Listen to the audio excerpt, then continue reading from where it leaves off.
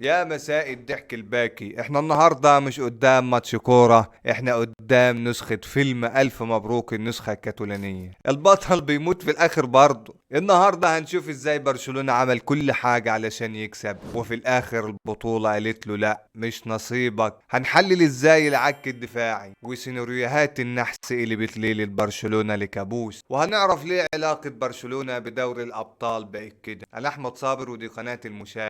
ارمي اللي في ايدك وتعالى بقى نشوف المعمعة دي، يلا بينا. بص يا سيدي، برشلونة بدأ الماتش كأنه السيتي في عز نص ساعة أسطورية، ضغط عالي، كرة بتنطق وسجلوا جول ورجعوا في الماتش. أنا كمدريدي قاعد بتفرج قلت خلاص العيال ده هتعملها والريمونتادا هتحصل. صنعوا فرص بالجمل، سجلوا التاني وعدلوا النتيجة، والجمهور بدأ يجهز الشماريخ. لكن هنا بقى تبدأ تظهر لعنة مرزوق. أول هجمة لأتلتيكو، الدفاع اتفرج والكرة دخلت جول. انت متخيل برشلونة بتلعب واتلتيكو بيسجل، وبدأت حفلة تضييع الفرص. اولمو يضيع انفراد ما يضيعش، وتوريس اللي مسميينه القناص وهو مش عارف يقنص يمامه ضيع 3 فرص منهم واحدة حطها وجري يحتفل. الحكم قال له تعالى يا حبيبي الجول ملغي. برشلونة بيبني قصور في الرمل واتلتيكو بيهدها بنفخة. تحس ان الجون بتاع اتلتيكو عليه حجاب، ومدافعين البارسا شغالين توجيه سياح. الدراما ما بتخلصش هنا. اخر 10 دقايق وانت بتحاول تلملم جراحك، يظهر المنقذ جارسيا وهو بياخد كارت احمر. ومن هنا برشلونة كسر رقم قياسي جديد، بقى اكتر فريق في تاريخ دوري الابطال يطرد منه لعيبة في الادوار الاقصائية. يعني هارد لك، انت بس مش بتخرج، انت بتخرج مطرود ومكسور الخط. تخيل معايا الاحصائية: 9 فرص محققة في ماتشين، 3 اهداف متوقعة، و2 كارت احمر، وفي الاخر خرجت في فرق جول. دي مش كرة يا جماعة، دي نكد متواصل اللي بنسميه علاقة معاكسة لبرشلونة في دوري الابطال. برشلونة بتدي البطولة كل مشاعرها، والبطولة بتديك بلوك في الادوار الاقصائية.